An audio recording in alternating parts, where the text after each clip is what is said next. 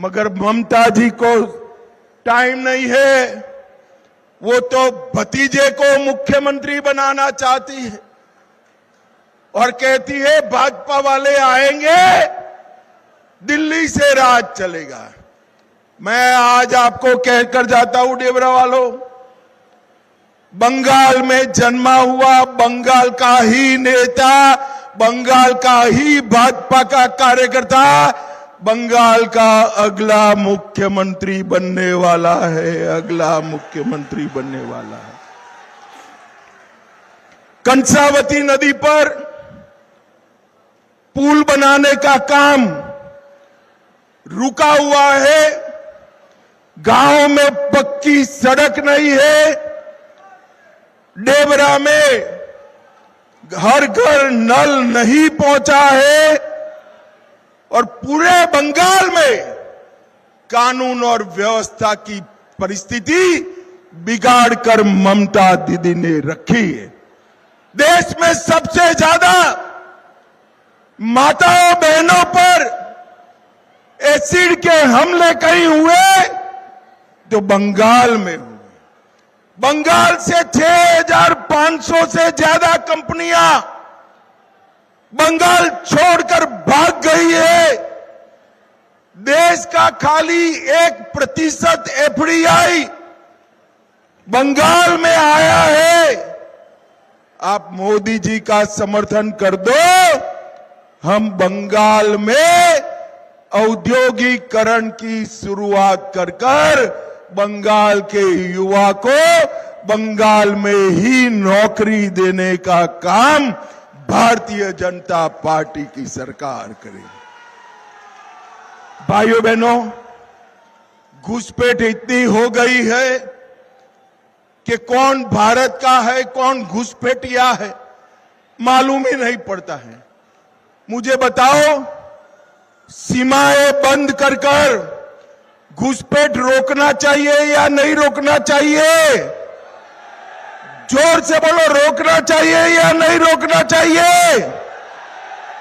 आप एक बार भारतीय जनता पार्टी की सरकार बना दो, इंसान तो क्या परिंदा भी पैर नहीं मार पाएगा।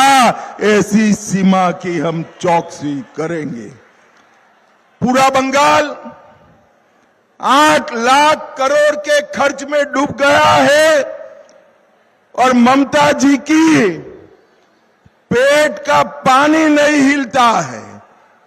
ये लोग मदरसे बनाने में पड़े हैं। यहां के पिछड़ा वर्ग की स्कूल नहीं बनानी है। मदरसों के लिए 5,000 करोड़ रुपए का बजट देने का काम ममता बनर्जी ने किया है। भाइयों बहनों, हमने तय किया है कि भाजपा सरकार बनते ही सारे सरकारी कर्मचारियों को 7वां वेतन आयोग देने का हम काम करेंगे। बंगाल की माताओं बहनों को नौकरियों में 33% आरक्षण बहनों के लिए रिजर्व करने का काम भारत की सरकार और बंगाल सरकार करेगी। 5 लाख तक का इलाज सभी का मुफ्त हो जाएगा। ऑपरेशन भी कराना है तो आयुष्मान भारत योजना के माध्यम से होगा। केजी से पीजी तक गरीबों के लिए शिक्षा को हम मुफ्त कर देंगे। हर महिला को 3,000 रुपया, हर बेरोजगार युवा को 3,000 रुपया, वृद्ध दिव्यांग को अभी जो पेंशन मिल रहा है उसको 2 गुना करने का काम भारतीय जनता पार्टी की सरकार करेगी। और अंत में भाइयों बहनों, कमल फूल की सरकार बनते ही हम यूसीसी लाएंगे। पूरे बंगाल में किसी को 4 शादी करने की परमिशन नहीं होगी। 4 शादी करने की परमिशन। आप समझ रहे हैं ना मैं क्या कह रहा हूं? सबके लिए कानून बराबर होना चाहिए या नहीं होना चाहिए? जरा दीदी लोग बताएं, सबके लिए कानून बराबर होना चाहिए या नहीं होना चाहिए? और ये ममता दीदी मोदी जी का मखौल उड़ाती है। पाकिस्तान ने 3 बार टेररिस्ट भेजे, उरी में, पुलवामा में, पहलगांव में। पहली बार हमने सर्जिकल स्ट्राइक किया, दूसरी बार एयर स्ट्राइक करा और तीसरी बार ऑपरेशन सिंदूर कर कर उनके घर में घुसकर मारने का काम। नरेंद्र मोदी जी ने पूरे देश को सुरक्षित किया है और बंगाल में ममता दीदी घुसपैठिए को सुरक्षित कर रही है। मुझे बताओ, देश को सुरक्षित करने वाले मोदी जी चाहिए या घुसपैठिए को बचाने वाली ममता दीदी चाहिए?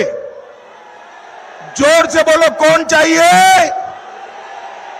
भाइयों बहनों, ये ममता दीदी का एक ही उद्देश्य है, अपने भतीजे को मुख्यमंत्री बनाना।